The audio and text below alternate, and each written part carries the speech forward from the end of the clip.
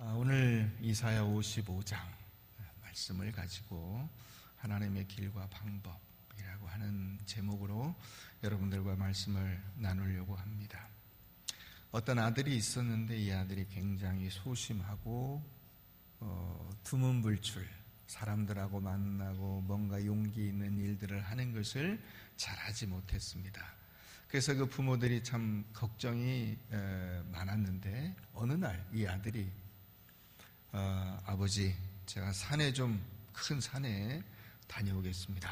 그래서 너무 반가운 마음에 그래, 잘 생각했다. 산에 올라가서 호연지기도 기르고 육체적인 힘도 연마하는 것이 좋겠지. 그래, 산에 올라가서 무엇을 하려고 하느냐 그랬더니 저 깊은 산속에 가서 호랑이를 잡아오겠습니다.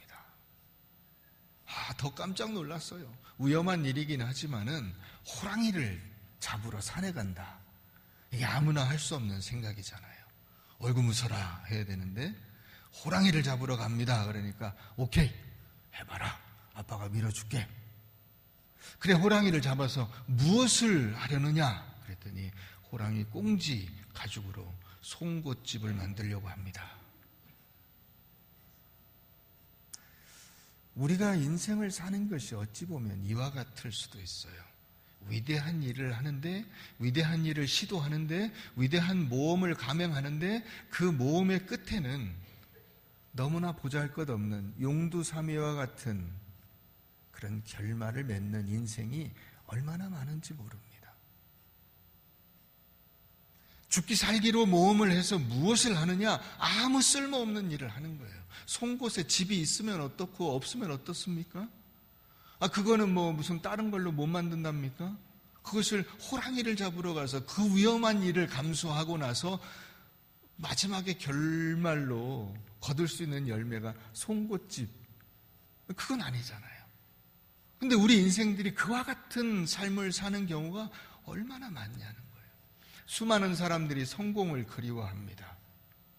돈도 많이 벌고 높은 자리에 올라가고 요즘에는 유명해지고 많은 팔로워를 갖게 되고 수많은 나를 따르는 사람들이 생기는 것, 그게 성공이라고 한다면 그 성공이 참 어렵고 힘든데 그 성공을 이룬 다음에 막상 성공을 하고 보니까 더 당황스러워요.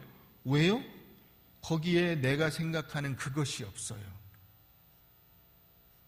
그것을 얻으면 거기에 도달하면 내가 얻을 수 있으리라고 생각한 그것이 거기에 없어요. 가기 전에도 없었거든요. 내 인생은 실패야. 왜 이럴까? 열심히 해보자. 그래서 거기를 간 것인데 막상 거기에 가보니까 똑같아요. 실패하기 전에도 행복이 없었고 실패했을 때도 행복이 없었고 성공한 다음에도 행복이 없어요. 왜 그럴까요? 이 인생 자체에 행복이라는 것이 없습니다. 사람이 살아가는 삶 속에 이 세상에 그것은 행복이 없어요. 실패했을 때도 성공했을 때도 똑같아요. 실패하면 실패해서 내가 행복한 게 아니야 라고 말하는데 성공한 것처럼 보이는 그 사람들이 성공 그 자체로서 만족하지 못한 채로 또 다른 목마름을 겪는다는 것이죠. 여러분, 우리 인생에는 목마름이 있습니다. 오늘 우리가 읽은 1절 말씀에 보면 오호라 너희 목마른 자들아, 이게 너희 목마른 모든 사람들아 그랬는 건데 이 목마른 모든 사람들, 그게 바로 우리들이죠. 모든 인간들에게는 목마름이 있습니다. 그리스 신화에 보면 그 마이다스 혹은 미다스라는 사람이 있습니다. 이 사람이 왕이죠. 이 사람에 관한 두 가지 유명한 일화가 있어요. 이 사람이 그 아폴론이라는 신과 판이라는 신의 그 음악 대결의 심판을 보게 됐어요. 자기가 들어보니까 이 판이라고 하는 신이 더 잘했어요. 그래서 판에 손을 들어줬습니다. 그랬더니 아폴론이 화가 났어요. 그래서 이 미다스의 귀를 당나귀 귀로 만들었습니다.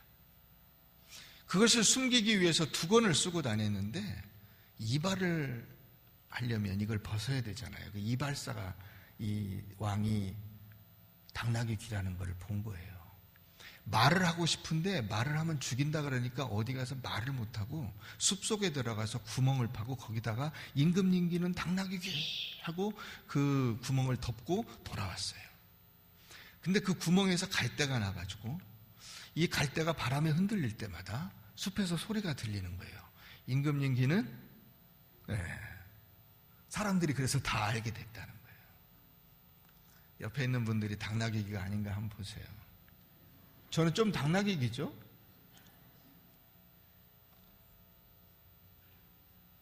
이 설교 시간 내내 이제 제가 이러면은 제 귀만 쳐다보고 계실 거예요.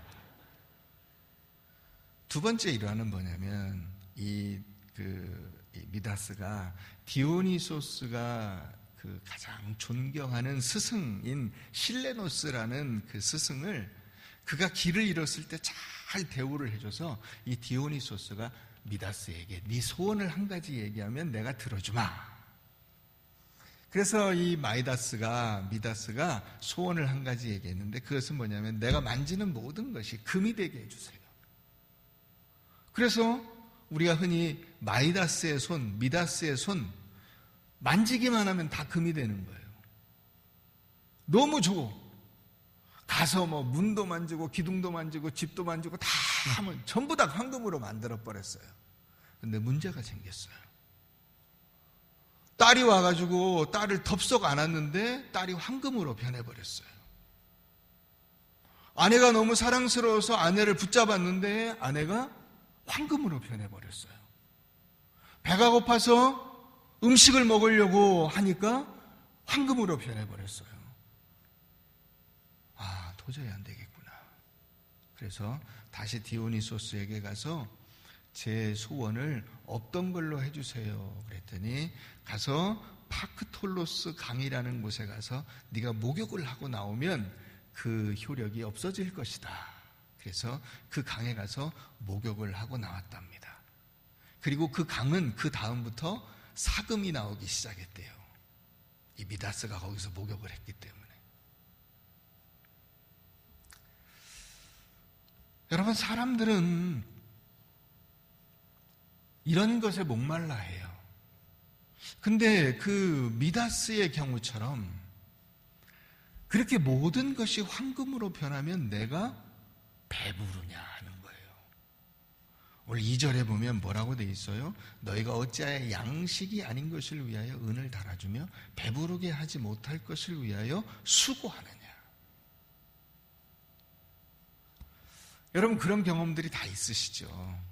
저녁에 집에 와서 피곤한데 집에 와가지고 맛있는 저녁을 딱 먹고 났을 때 배가 부르고 시원한 데 앉아서 TV를 보든가 아니면 음악을 듣든가 하여튼 자기가 좋아하는 그런 일을 하면서 앉아 있을 때 어떤 생각이 듭니까? 야, 이게 인생이지. 이게 천국이지. 근데 여러분, 미다스처럼 배가 고픈데 세상에 주변에 있는 모든 것은 다 황금으로 변했는데 나는 그 황금 가운데 앉아 있는데 배가 고파서 먹을 수가 없어요.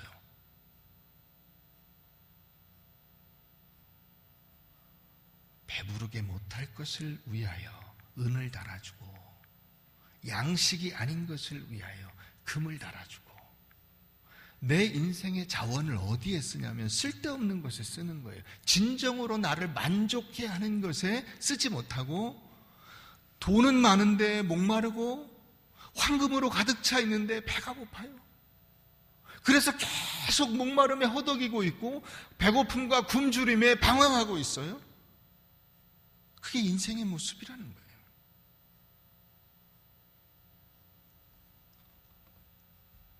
여러분, 인생의 가장 큰 제한 조건이 무엇입니까? 인생의 한계가 뭐죠? 시간이 없다는 거예요. 우리에게 무한한 능력이 있거든요. 사실 사람이 할 수 없는 일이 거의 없을 정도인 것 같아요. 문제는 나에게 시간이 없다는 거야. 아니, 어린 것 같은데 벌써 쑥 커가지고 대학에 가고, 대학 갔나 싶었는데 애를 낳아서 있고, 아니, 이제 젊음을 좀 즐겨보나 했더니 벌써 50이 되고, 60이 되고, 70이 돼서 주님 앞에 갈 날이 가까워온다는 거예요. 근데 그 짧은 기간 동안에 사람들이 이 황금으로 만드는 일, 권세를 잡는 일, 또 사람들에게 유명하게 되는 일, 이런 일들을 하느라고 정작 내게 참다운 만족과 기쁨이 없는 삶을 살아가고 있는 거예요. 이게 한심하다는 거예요. 2절 말씀이 그 얘기예요. 진정으로 배부르게 못할 것을 위해서 은을 달아주고 내 인생에 참 만족이 없는 것을 위해서 내 인생의 모든 시간을 허비하고 나니까 너에게 남은 것이 무엇이냐?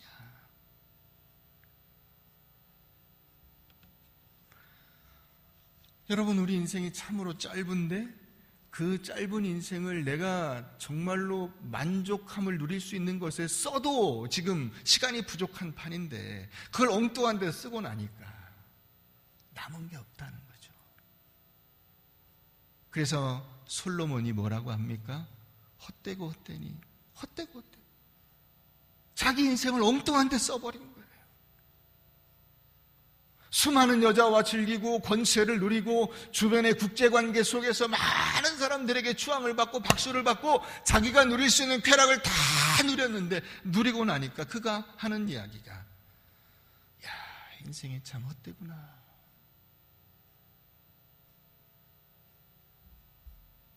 오늘 본문의 말씀으로 바꿔보면 내가 그런 것을 다 먹었는데 결국은 목마르구나. 배부름이 없구나. 만족이 없구나. 남의 집에 있는 것 같구나. 편안하지가 않구나.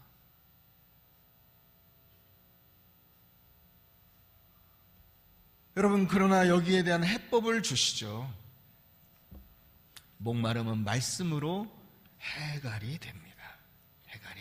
자, 2절 중반부터 보면 내게 듣고 들을지어다. 그리하면 너희가 좋은 것을 먹을 것이며 너희 자신들이 기름진 것으로 즐거움을 얻으리라. 너희 귀를 기울이고 내게 나와 들으라. 그리하면 너희 영혼이 살리라. 살리라. 여러분, 금을 먹을 수 없어요. 권세를 먹을 수 없습니다. 유명함을 먹을 수 없어요. 그건 다 먹어봐도 소용이 없는 것이고 우리를 배부르게 할 수 없는 것들이에요. 그런데 주의 말씀에 귀를 기울여라. 그러면 너희 영혼이 살리라 그랬어요.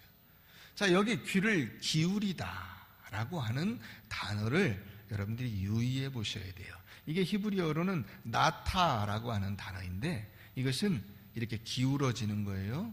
혹은 구부리는 겁니다. 우리가 누군가가 이야기할 때 그 이야기를 잘 들으려면 귀를 기울이죠. 이렇게. 몸을 구부리는 거예요. 그쪽으로. 자, 몸을 이게 구부려서 그쪽으로 이 귀를 구부려 드리면 그 사람의 이야기가 잘 들어오고 그것을 내가 이해할 수 있게 됩니다. 이게 그 본래의 뜻이에요. 근데 여기에 또 다른 뜻이 있어요. 창조하다라고 하는 뜻이 있어요. 왜요? 하나님이 흙덩이를 구부려서 이걸 만져서 이렇게 해서 사람을 만드셨거든요. 물건들을 만드셨거든요. 세상의 모든 것들을 하나님이 구부려서 만드신 거예요. 하나님에게 인간이 반응하는 방법이 뭐냐면 나의 귀를 이렇게 구부리는 거예요. 그러면 우리에게 살리라고 하는 것입니다. 하브루타 교육을 우리가 하고 있는데요. 우리 이제 주일학교 영유치 1부, 2부, 유초동부, 중고동부, 청년부까지 전부 하브루타 방식을 응용해서 교육을 하려고 지금 진행하고 있어요. 기초 작업들을 하고 있습니다. 내년부터는 본격적으로 이제 하브루타 교육이 이제 시행이 됩니다. 자, 하브루타라는 게 뭐냐면 짝을 이루어서 저 사람이 하는 얘기를 듣고 내가 하는 이야기를 저 사람이 듣고 서로 듣고 말하고 이것을 하는 거예요. 그것을 통해서 여러분 우리가 왜 그런 경험이 있으시죠? 누군가와 진지한 대화를 할 때 생각지 못하던 것인데 말을 하고 그 사람의 이야기를 듣고 내가 반응을 하다 보면 내가 새롭게 깨달아지는 것들이 상당히 많이 있어요. 그래서 여러분 설교도요, 제가 여기서 설교 원고를 이렇게 준비해서 가지고 오지만은 그 준비한 것이 다가 아니에요. 이 준비한 것을 말하는 중에 하나님께서 깨달아지게 하시는 것이 있고 말할 수 있도록 저에게 공급해 주시는 말씀이 있어요. 그것이 나가는 겁니다. 그래서 이 말을 듣는다는 것은 굉장히 중요해요. 음치를 어떻게 교육하는지 아세요? 음치가 또 개선될 수 있는 방법은 뭔지 아세요? 많이 들으면 돼요. 노래를 많이 듣는 것이 기초 작업이에요. 그 다음에 이제 연습을 하는 거죠. 듣는 것만으로는 물론 안 되지만 듣는 것이 선행돼야 돼요. 나의 그 음악적인 기능을 개선할 수 있는 방법은 귀를 여는 거예요. 내가 살아날 수 있는 방법은 하나님 앞에 내 귀를 여는 거예요. 하나님께서 말씀하실 때 그것을 듣는 것입니다. 우리는 보통 기적을 보면 믿음이 생긴다고 생각을 해요. 그러나 기적을 보아서 믿음이 생기는 예가 없습니다. 이스라엘 백성들이 홍해가 갈라지는 것을 보았고 하늘에서 만나가 내려오는 것을 보았습니다. 반석에 물이 터져가지고 수많은 사람들이 그 물을 먹고 마셨어요. 그런데 그들이 그 광야에서 수많은 기적을 보았지만 죽었습니다. 본 것으로 믿음이 생기지 않은 거예요. 믿음은 들음에서 나며 들음은 그리스도의 말씀으로 말미암는 것입니다. 로마서 10장 17절 말씀. 여러분, 그러므로 여러분들에게 하나님께서 말씀하실 때 귀를 기울임으로 여러분들의 인생이 살아날 수 있게 되기를 바랍니다. 자, 근데 이제 이 말씀을 묵상하다 보면 우리가 고민이 생겨요. 그 고민이 뭐냐면 이 말씀은 이게 언제 주신 거냐면 이스라엘 백성들이 포로로 잡혀간 다음에 이 말씀이 선포가 된 거예요. 이 이사야 55장 말씀은 이스라엘 백성들이 포로로 잡혀 있을 때 주신 말씀이에요. 그러면 너희는 여호와를 만날 만한 때에 찾으라. 가까이 계실 때 그를 부르라. 일찍 좀 말씀하시면 좋지 않았을까요? 이미 다 끝나서 포로로 잡혀갔는데 지금 세상이 다 망해가지고 이스라엘 백성들 입장에서는 다 망한 거잖아요. 나라도 망하고 개인도 망하고 다 망했어요. 망해가지고 바벨론 포로로 잡혀가 있는데 이 말씀을 지금 주시면 어떻게 합니까?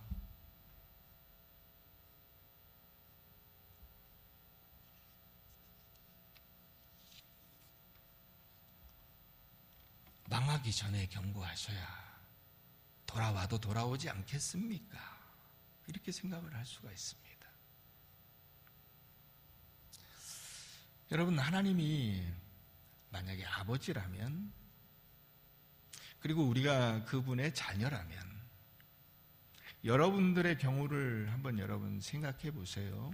여러분들이 여러분들의 자녀들을 키울 때 혹은 우리가 자녀로서 자라날 때 잘못해서 아버지에게 어머니에게 회초리를 맞습니다. 회초리를 맞고 그걸로 인간관계 끝. 이제 자식이 아니야. 넌 나가. 그래서 나갑니까? 아니에요. 죽도록 맞고 눈물 자국 이렇게 막 얼룩진 상태로 와서 밥 먹어! 그래가지고 밥을 먹습니다. 가 씻고 자! 그래서 씻고 잡니다. 무슨 말이에요? 여전히 자식이란 얘기예요. 실컷 얻어맞았는데 여전히 자식이에요. 문제는 얻어맞고 난 다음에 어떻게 사는 것이냐 하는 그 물음이 다가온다는 거예요.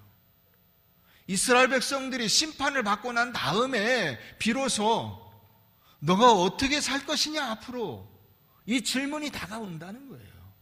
그래서 만날 만한 때에 그분을 찾고 가까이 계실 때에 그를 부르라. 이게 막 뒤져서 찾고 이 뜻이 아니에요. 하나님이 와서 우리를 찾음이 돼 주시고 우리를 부를 때 그 부름에 응해 주시고 가까이 계시면서 와서 당신을 보여주시는 거예요. 그러니까 우리가 어떻게 하면 되냐면 그분과 교제를 나누면 됩니다. 여러분들의 인생에 어려움이 있고 고난이 있어요. 이 어려움과 고난은 그것이 여러분들이 망했다는 뜻이 아니에요. 예를 들어서 우리가 흔히 그런 얘기를 합니다. 내 맘대로 살다가 하나님께 얻어맞았다고. 그래서 깨졌다고. 그게 끝이 아니죠. 그죠? 자, 얻어맞으면 끝이냐? 아니에요. 진짜로 얻어맞은 것이 끝이라고 생각하고 나가는 불쌍한 사람들이 있어요. 그게 제일 바보 아닙니까? 바보 중에 상바보가 누구냐면 엄마한테 한번 꾸중 들었다고 가서 가출을 하거나 자살을 하는 자식이에요.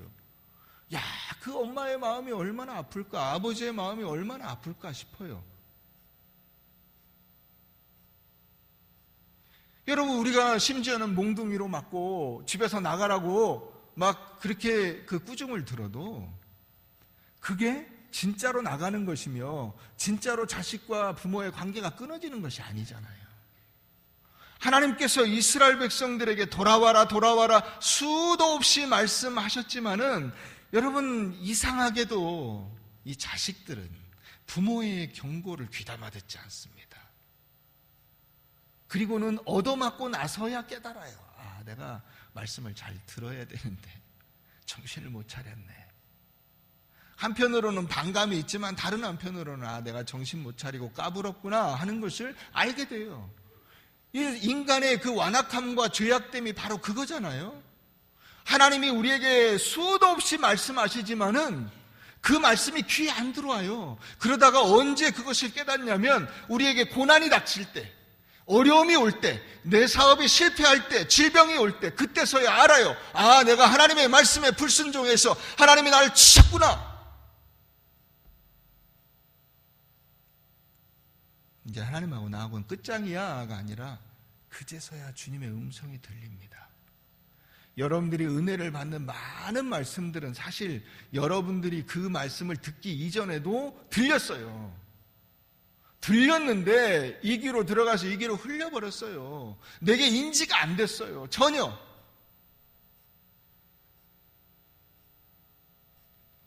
집에서 흔히 보지 않습니까? 저도 그런 경험들을 수도 없이 합니다. 이렇게 책을 보거나 TV를 보거나 막 이러고 있는데 집사람이 뭔 얘기를 했는데 저는 전혀 듣지 못했어요. 근데 나중에 집사람이 화를 냅니다. 왜 말을 하는데 반응이 없냐? 나 못 들었는데? 못 들었어요. 그제서야 들립니다. 그제서야 저희 집사람의 그 이야기가 들려요. 우리가 그런 거예요. 우리 인생이 그냥 넉넉고 막 세상에 빠져가지고 정신없이 살고 있는 거예요. 그러다가 그 고난이 오고 고통이 오고 아픔이 오고 배신이 오고 좌절하고 절망할 때 그제서야 주의 음성이 들리는 거예요.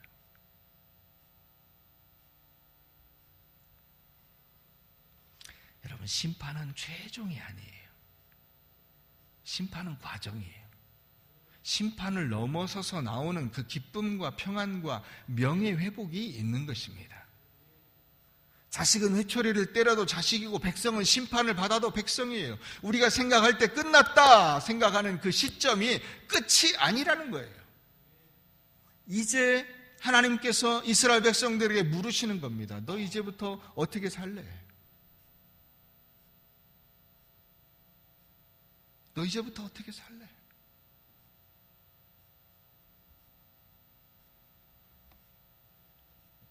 8절 보면 이는 내 생각이 너희 생각과 다르며 내 길은 너희 길과 다름이니라. 여호와의 말씀이니라. 이는 하늘이 땅보다 높음같이 내 길은 너희의 길보다 높으며 내 생각은 너희 생각보다 높음이니라. 10절 다 같이 한번 읽어봅니다. 시작.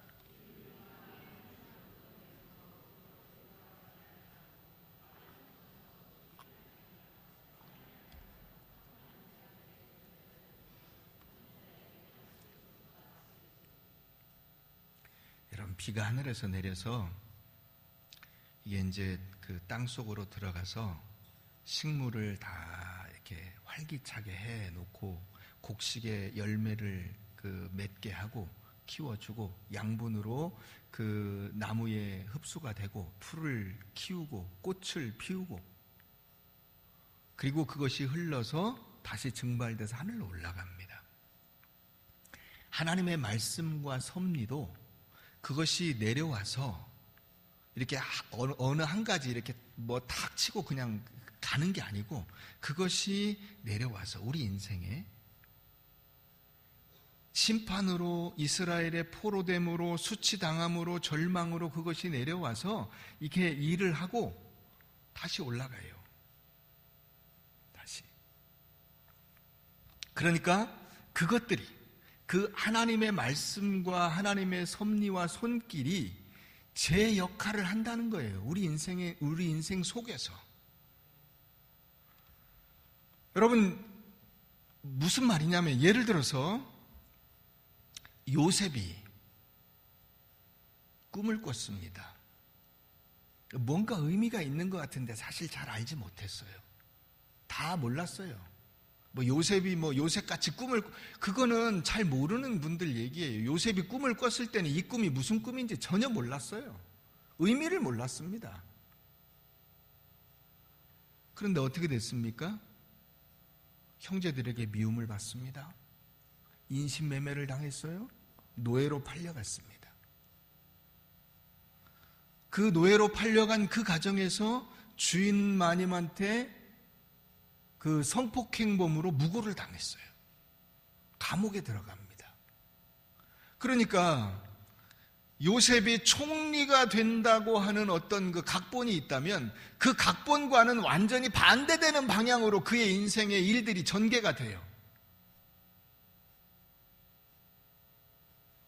그런데 여러분, 그 미움받고 오해받고 인신매매 당하고 노예로 팔려가서 거기서 고통받고 성폭행범으로 완전히 사회적으로 매장당하고 감옥 속에 들어가서 그 고생하는 그 모든 과정들이 마치 하나님이 그 하늘에서 비를 내리는 것처럼 그의 인생 속에 들어와서 역사를 해가지고 총리라고 하는 열매로 딱 맺어지는 거예요. 이걸 말씀하시는 겁니다. 우리는 총리가 되려면 우리 각본은 그가 좋은 대학에 나와서 유학을 가야 되겠죠. 예. 야곱이 요셉을 유학을 보내 이집트로.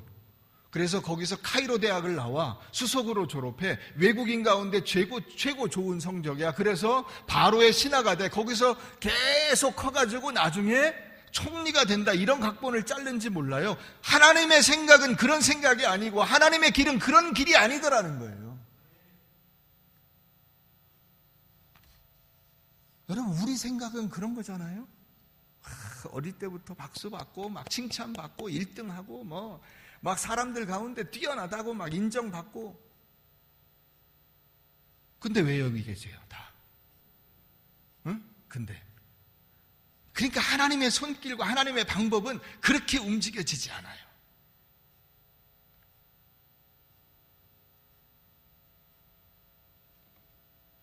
요셉의 인생의 모든 인생의 역경은 그를 죽음 같은 고통과 사회적 매장으로 몰고 갔습니다. 그러나 그 인생이 그를 새롭게 키워서 총리로 부활하게 만든 거예요.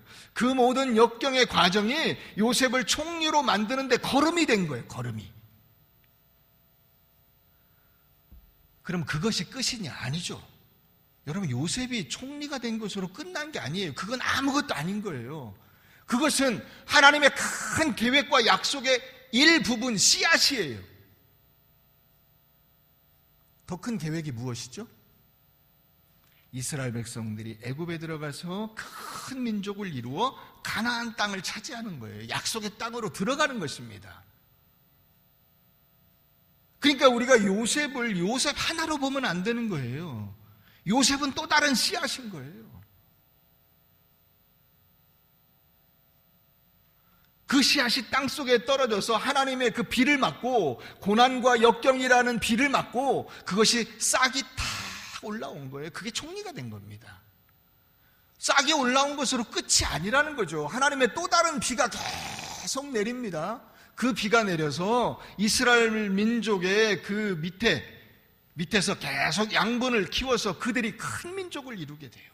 70명이 갔는데 200만이 됩니다. 이 사람들이 광야로 나오잖아요. 가나안 땅에 들어가지 않습니까?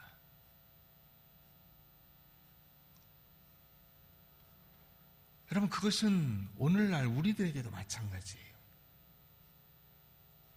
하나님은 어떻게 해도 구원할 수 없는 이 대책 없는 인간들을 위해서 당신이 직접 이 땅에 오셔서 인간의 몸을 입으시고, 그 임마누엘이고 성육신이죠.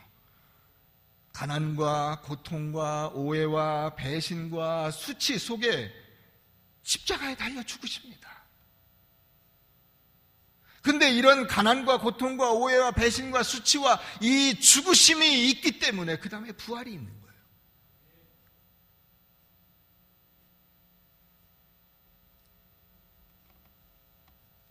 여러분, 우리가 성경을 읽을 때 환호합니다. 예수님이 수많은 사람들을 고쳐주시고 죽은 자를 살려주시고, 그래서 내 인생에도 막 고침과 살림과 뭐 이런 막 일들이 막 있어야 되는데 정작 예수님은 십자가에 달려 죽으세요. 인생 망한 거죠. 왜요? 사형수가 돼서 죽은 거니까.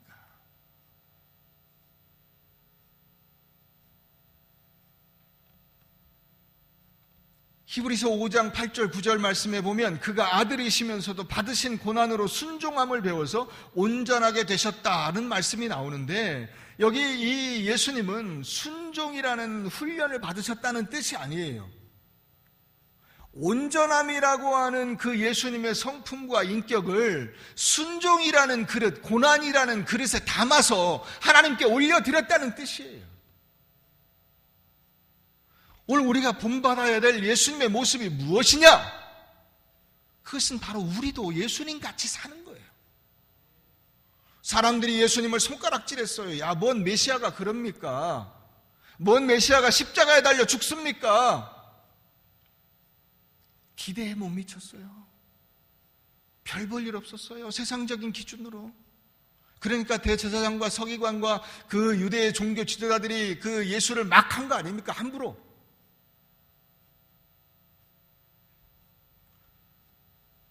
여러분, 우리의 그리스도인됨이라는 것은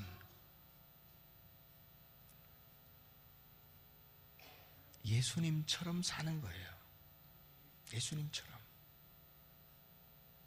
세상적인 기준으로는 우리 한 사람 한 사람의 인생이 별 볼 일 없어요. 대단하지 않아요. 그저 그래요. 우린 사실 그게 억울하잖아요. 예수님이 메시아라면 이스라엘 사람들이 생각한 것처럼 로마 군대 다 때려 눕히고 다 몰아내고, 병이라는 것은 아예 인간의 몸에 생기지도 않게 하고 막 부자가 되게 하고 기도하면 다 응답받아가지고 하늘에서 막 돈자루가 확 쏟아지고, 이게 우리가 바라는 메시아잖아요. 그런데 예수님이라고 하는 이 메시아의 실상은 뭐였냐면 아주 보잘것없는 가난한 목수의 아들이 세상의 누명을 뒤집어 쓰고 십자가에서 죽은 거예요.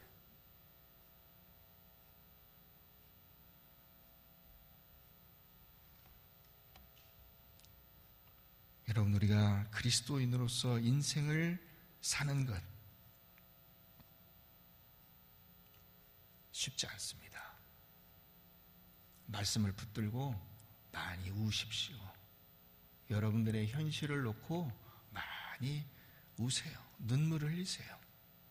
그 눈물들이 비가 되어 여러분들의 인생을 풍요롭게 하고 여러분들의 삶을 살아나게 하고 그래서 여러분들의 인생에 또 다른 하나님의 계획을 이루시는 밑거름으로 쓰이게 될 것입니다. 그것이 비처럼 여러분들의 인생에 내려서 여러분들의 인생의 대지를 적시고 인생의 열매를 연글게 하고 씨앗을 맺게 하고 하늘로 올라가는 것입니다. 그때서야 우리는 알게 돼요. 아, 하나님의 길은 내 길과 다르고 하나님의 생각은 내 생각과 다르구나.